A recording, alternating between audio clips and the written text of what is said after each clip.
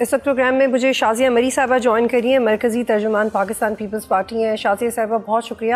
مسلم league نون اور آپ کی جماعت نے بائی الیکشن میں اتحاد کا فیصلہ کیا، کس فارمولے کے تحت الیکشن میں حصہ لیا جائے گا؟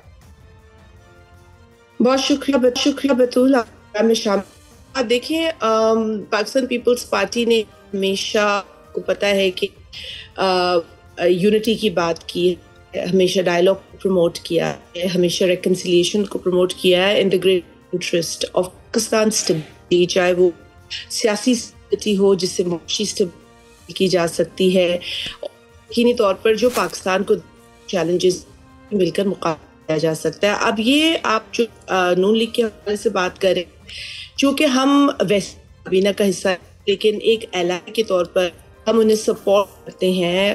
ہم نیشنل سینٹ لیجسلیشن ہو، کچھ جو دیگر امور پالیسی امور اس میں وہ ہماری انپٹ کو ہیں سامنے، وہاں پر بھی ہم کوشش یہ کرتے ہیں کہ جو ہمارا ویو پوائنٹ ہے وہ ہو.